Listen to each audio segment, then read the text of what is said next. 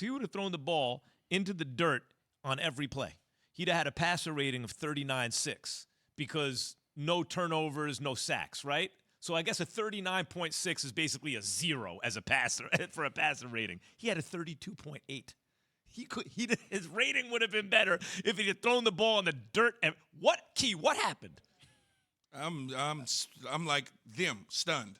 I don't know what happened other than what New Orleans did to him. Ran the ball well, effective. I think they ran the ball close to 40 times. Not only that, Jameis 5 touchdowns, didn't turn the ball over, and methodically at times led his team down the field when he needed to, made all the right throws. That's all you need. You don't need to, and I say this all the time when people say, well, you got to have Aaron Rodgers to win a Super Bowl. You have to have Patrick Mahomes to win a Super Bowl. No, you have to have a coach that knows what the hell he's doing and not put the quarterback in bad situations. You could have Nick Foles.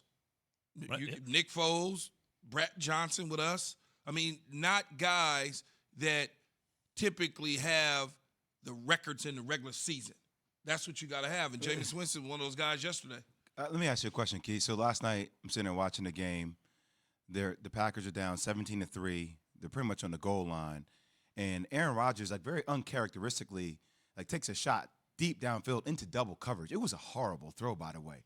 And just watching him go off to the sideline, there was nothing about Aaron Rodgers that I saw last year that looked like Aaron Rodgers right now. It just looked like he was a completely different dude. And just imagine this. If we were to talk about this during the summer, that we would watch Jordan Love in the game and Aaron Rodgers sitting on the bench with them getting blown out 38-3 by Jameis Winston, like what would we have said considering everything he just went through this summer? It seemed like it had to take somewhat of a toll. I'm not saying he can't bounce back because he can.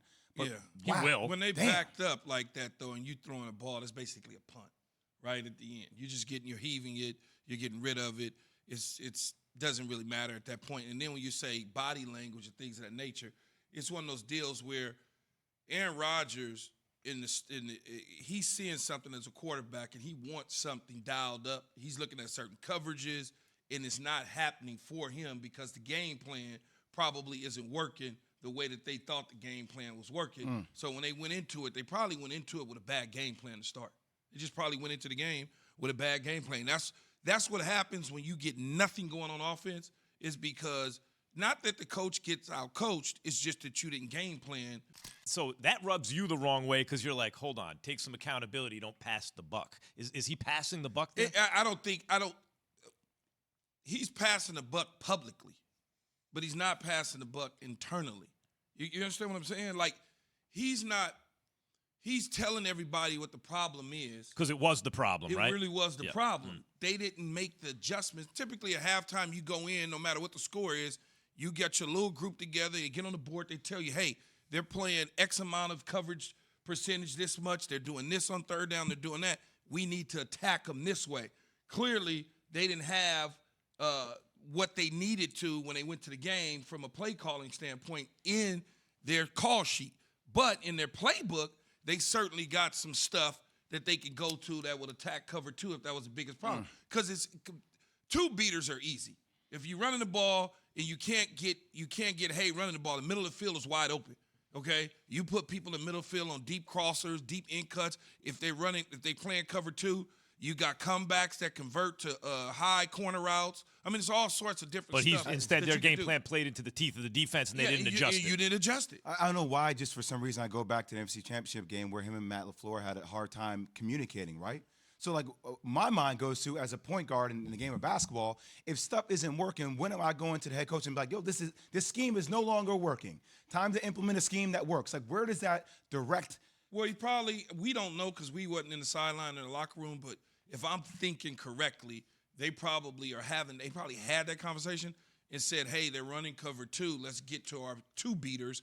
And the coach goes, yeah. And they never get to it because the situation doesn't allow them to get to it. And that happens a lot where you tell a coach, we need to be doing this. And then they think about when Brad Johnson was on with us and we talked about the Detroit game where they were running cover two man and we kept running digs, and I couldn't get open. And I was like, they're not listening to us. And I went back to the corner, touchdown, saved the game, and we all, won the game and the whole deal because we just made the adjustments on our own. Coaches sometimes they become stubborn and just don't want to listen. All right, look, there's so much to talk about with the Packers alone. We didn't even get to Jameis Winston and the Saints, which we're going to do in a little bit because Jameis, You want some good news for the Packers? The last team to lose 38-3 to the Saints was the Bucs last year, Week 9. And, of course, they won the Super Bowl. So I guess that means the Packers are going to win the Super Bowl.